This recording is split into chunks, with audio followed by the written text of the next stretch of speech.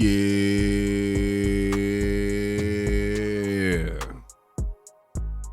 King Kong ain't.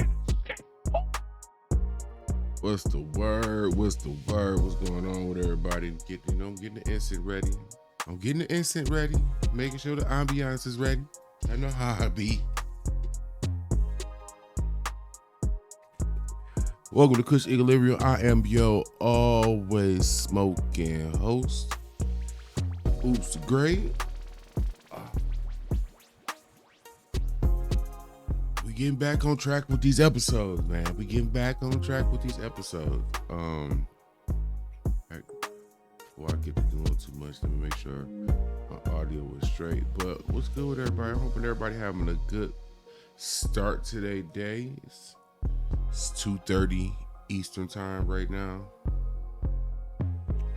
Look at that. My audio was right the whole time. That's what's up. I typically don't get started this early, especially recently, but I have a choice. When this is one of the first stories that came across, my attention or whatever, it's important. Primarily because for one, it's affecting something that we all been waiting to get. And two, it deals with something that we all thought was some sucker, you know what, in the first place. So we're gonna do I got a nice reaction lined up. Let's get the business out the way. Like, comment, subscribe, all that other good stuff, so that way we keep the YouTube police outside while we on the inside, smoking and drinking and doing what we do. We don't need them all in our mix. So if y'all can handle that little bit of business for me, I appreciate it. And I'm gonna get the screen shared and lined up. We're going to react to some Markman because over time, as you watch people, you get a feel for them as people. And I still think, for the most part, as a person, Markman is somebody reliable when it comes to information in the hip hop or music. Matter of fact, we'll just say the music department. As long as it ain't got nothing to do with New York, he gonna shoot it straight forward. As long as it ain't New York, he gonna shoot straight forward. If it's some New York based something.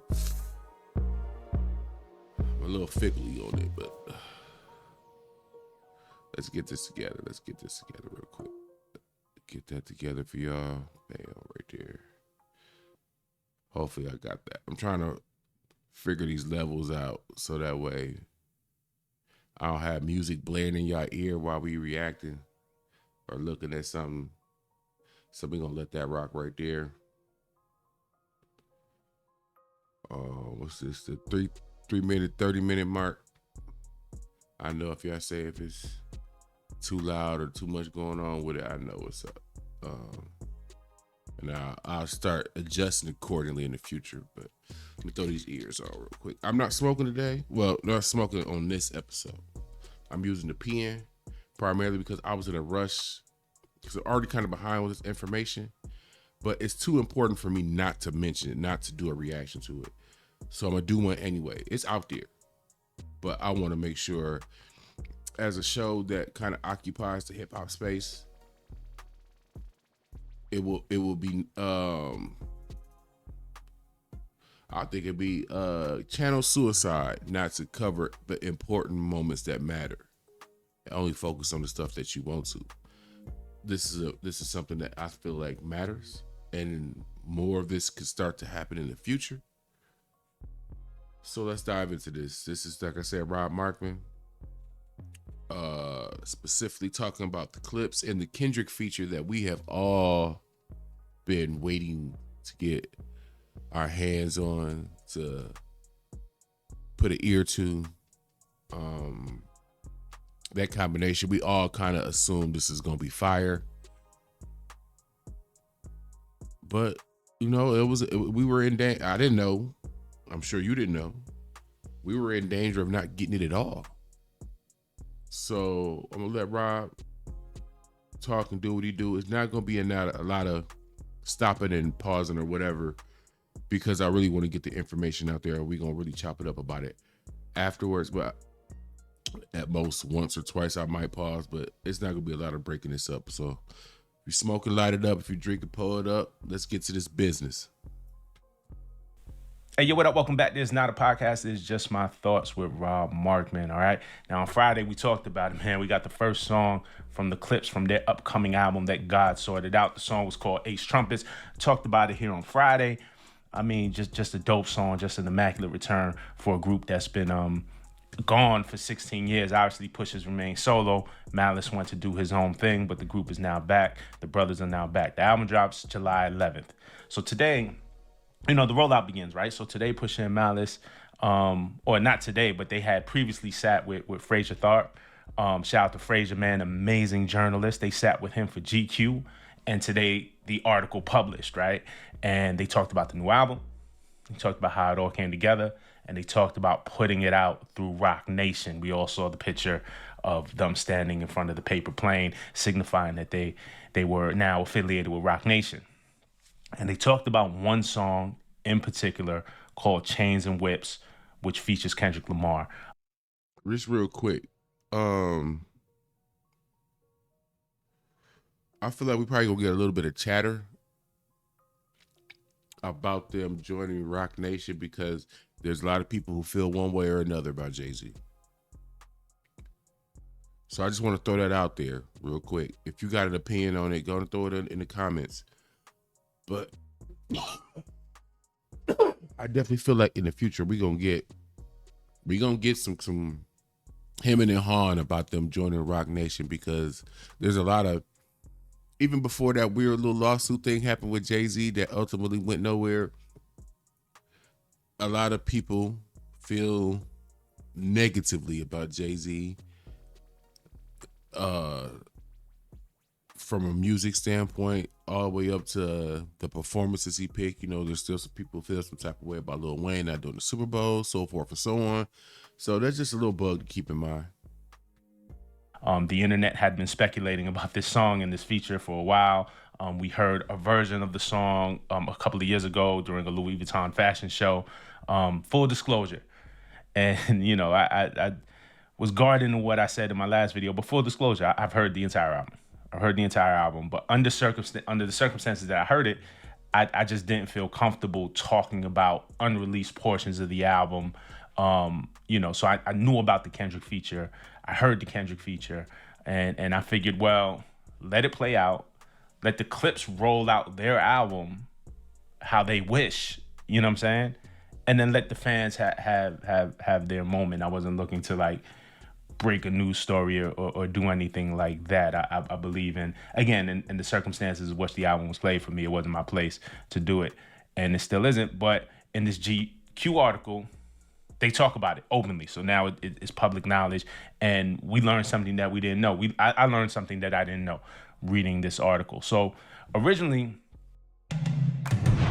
a new coach and a game to get to. And rear cross track. The Clips album that God Sort 'Em Out was supposed to be released by Def Jam, where Pusha signed as a solo artist, and didn't come out. Obviously, there with Rock, there was a delay. Def Jam, whose parent company is UMG, didn't like the Kendrick verse, or didn't like the idea of Kendrick having a verse alongside Pusha T. I'm gonna read the passage from GQ. Which illustrates this. Again, shout out to Fraser, man. Amazing work, man. Amazing writer. Definitely a friend of mine and somebody who I've been a fan of and who I respect. So the passage says, if you expected the album last summer, the brothers sympathized. So did they. Pusha say they felt confident, proud, and assured of themselves when they presented the music to Def Jam. The label loved what they heard, except for Kendrick Lamar's guest verse on the thunderous Chains and Whips. The final version of the song that Pharrell teased, that's his first LV runway show, and the song Pusha says was the first to come out of their sessions.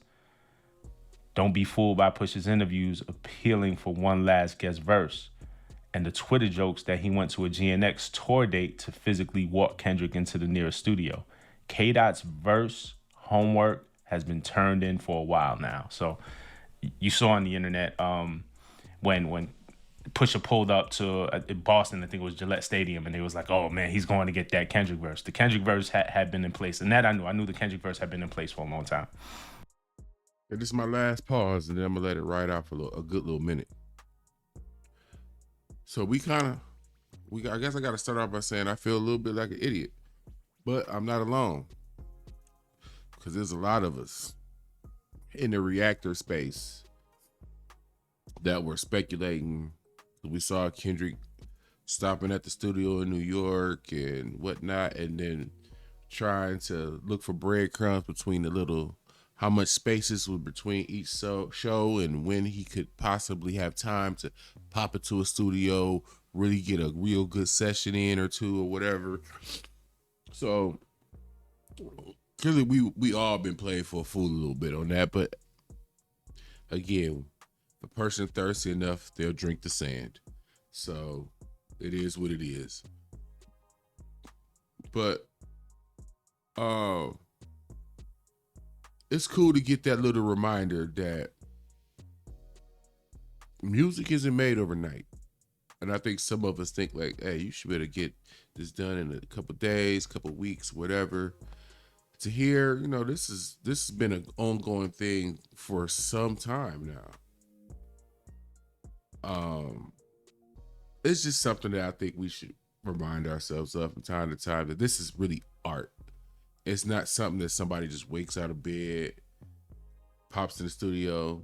Hey, I'm about to make a new album. I'm gonna do 16 tracks, play, and then they knock it out, and then it's done.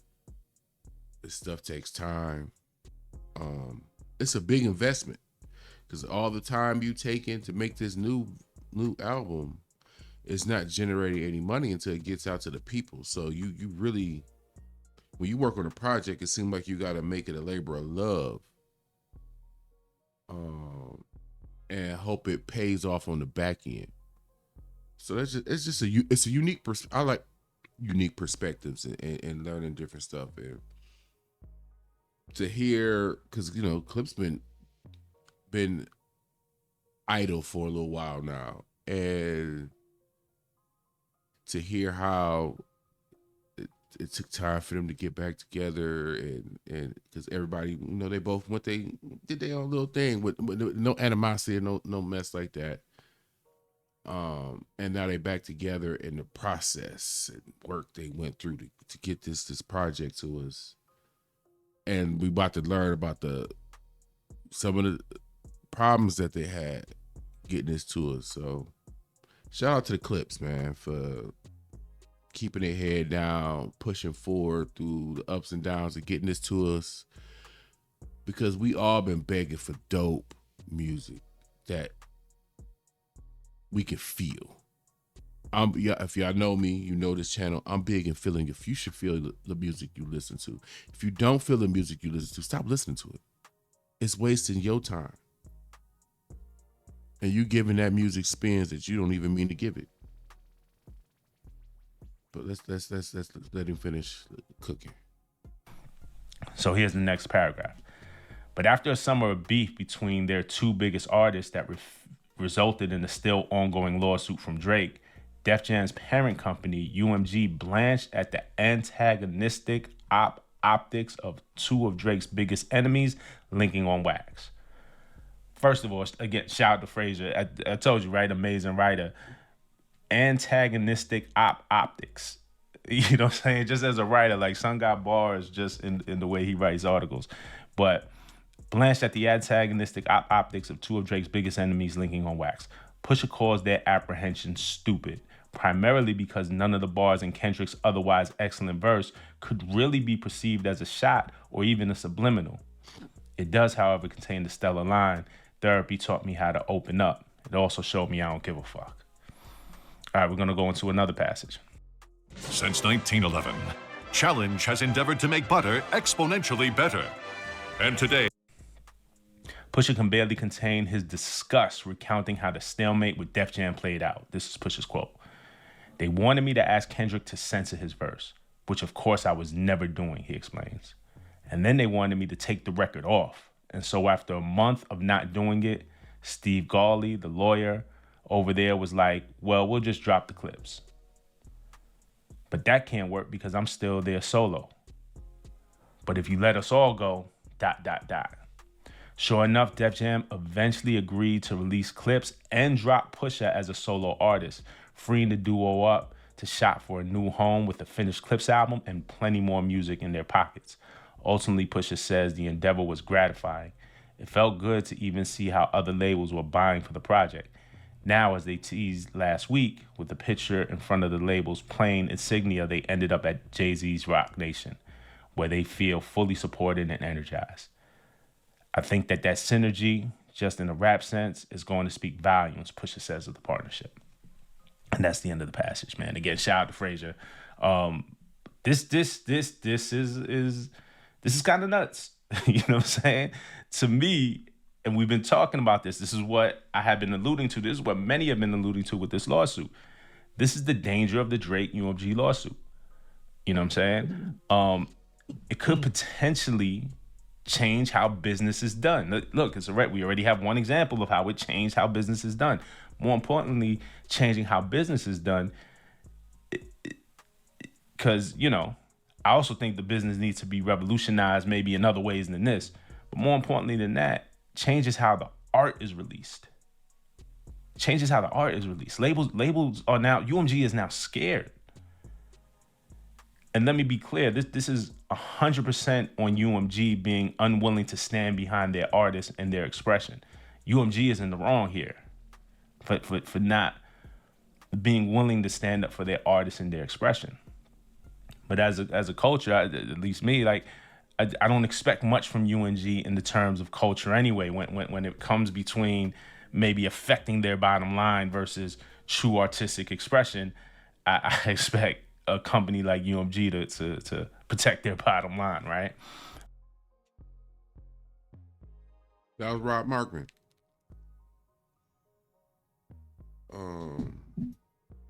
Couple things. That's because I didn't want to do too many pauses and chop it up, and the video end up being like 35, 40 minutes, and I didn't want that to start the day. Couple quick things. We can get up out of here. Once again, I appreciate y'all pulling up the smoke with your boy. Like, comment, subscribe if you can. Before I really get into my 1-2 on this video, like, comment, subscribe. It definitely helps the video, helps the channel, and it gives me a compass on if I'm going in the right direction on what I really want to do with this show. It's not a finished product by any means. It's still growing. I'm still changing some stuff. It's gonna get better. I'm not a complacent person, so the show is definitely gonna go up from here. Now, with that out the way, again, appreciate y'all.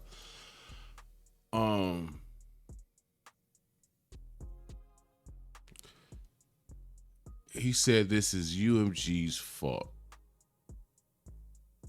I disagree.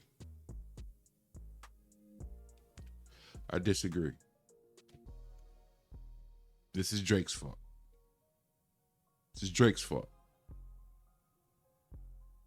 UMG is simply paying the cost of doing business. And I think in the bigger scheme of things, I get it. They're the bad guy. I get it. And nobody's wrong in thinking they're the bad guy. With that being said, though, we know what they are.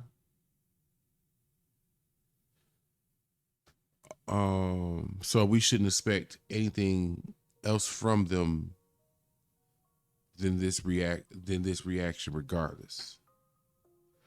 But it wouldn't have been an issue if Drake doesn't go and start this lawsuit.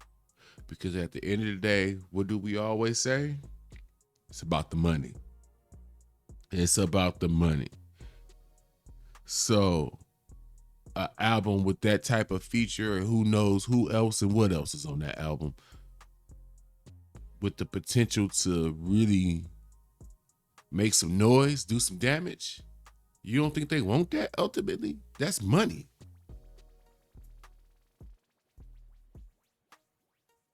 But Drake doing what he did had to put them in it had no choice but to put them in a position to make the decision. Actually, I think a lot of us make it everyday life, and that's all money ain't good money.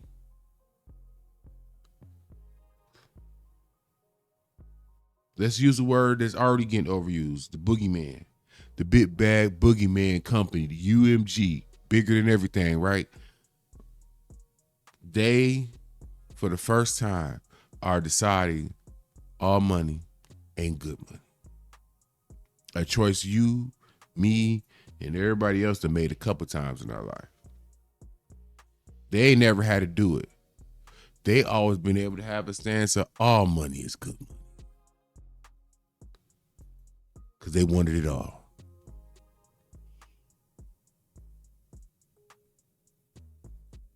Nope, now they at a point where it's like the lemon ain't worth the squeeze.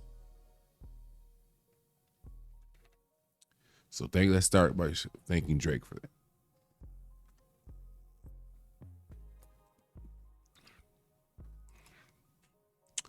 But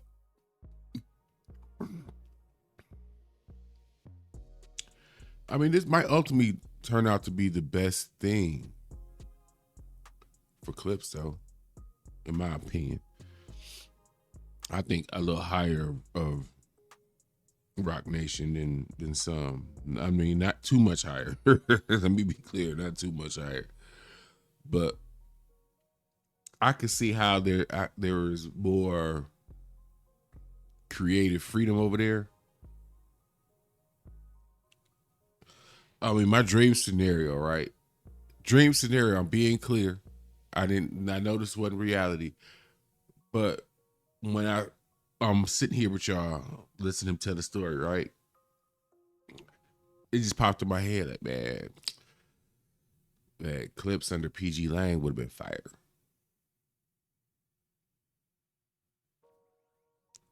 Clips under the TDE would have been fire. I think, to me, whatever, you know.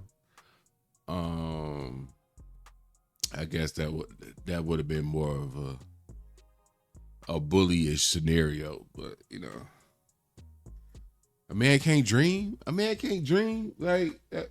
That wouldn't have been dope. But long story short, because I don't want to make this video too long, I want a short one to start the day. Pause. But good news on all of this, man. We gonna still get the music. We still gonna get the music, and that's what's important. We gonna get the music. We gonna get the fire music. Let's be clear. Good music is coming. Because we just listened to that Lil Wayne and it don't look like he give us no good music, yo. He about to give us, yo. Think about this. In my dream scenario, Lil Wayne decades ago would have left Cash Money and signed with Rock Nation, or at the time, I think they might have been still Rockefeller. And then fast forward to now, they would have just been getting the Clips. Talk about a roster, boy. You know, sometimes it's not always quantity, but quality. That's quality artistry right there. That would have been dope. But just leave y'all with something to think on, something for us to talk about in the chat, man. In the comments or whatever. Now that the dust is settled, they're under Rock Nation. What do y'all think we really gonna get out of this album? How many tracks? What type of energy, kind of vibe? I mean, if that sample that they put out, that little tidbit they gave us was anything to, it's just one sound in the background. I can't figure it out. It bugs me. It don't bug me enough to not like that song, though. It doesn't bug me enough. But it's just, you know how you hear something and it's like, I gotta figure out what that is. I'm gonna figure out what it is. My personal opinion, I think this album is going to not only hit the charts, it's going to sit. It's gonna sit because I feel like they're going to be able to. They're going to be able to meet the anticipation. You know what I'm saying? You know how when you anticipate something for so long, it's hard to meet them expectations. Like you want easiest thing to think about, right? Just as an example, we're gonna get up out of here. You ever got a taste for something? I mean something good. Something good. You say, you know what? This is what I'm about to, this is what I'm about to eat this. Pause. And then you get it. And it wasn't what you what you had in your head, what it was about to hit for. It didn't hit. It didn't hit for that at all. It wasn't bad. It just wasn't. It wasn't it.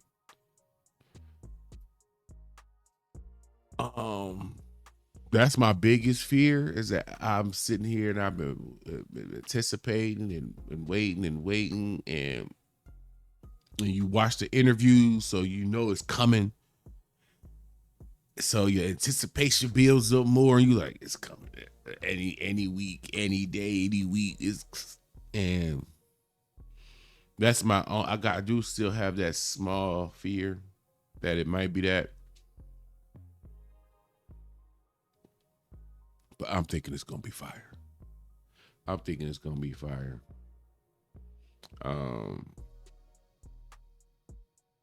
Maybe that should be our first live reaction. I got everything set up for the live. The live is ready to go now. But I'm trying to figure out what I want to do. It shouldn't just be a live show to just do a live show. I think I would probably treat lives as like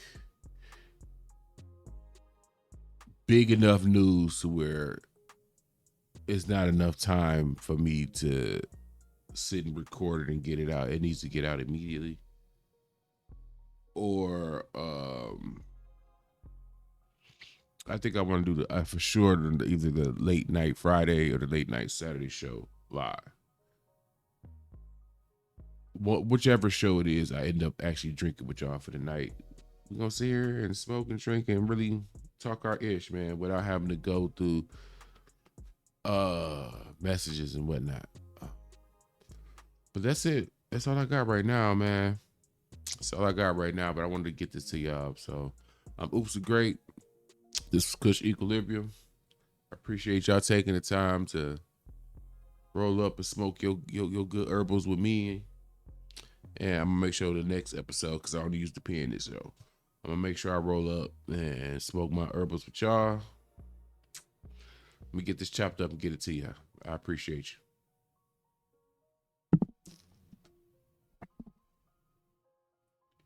Hey.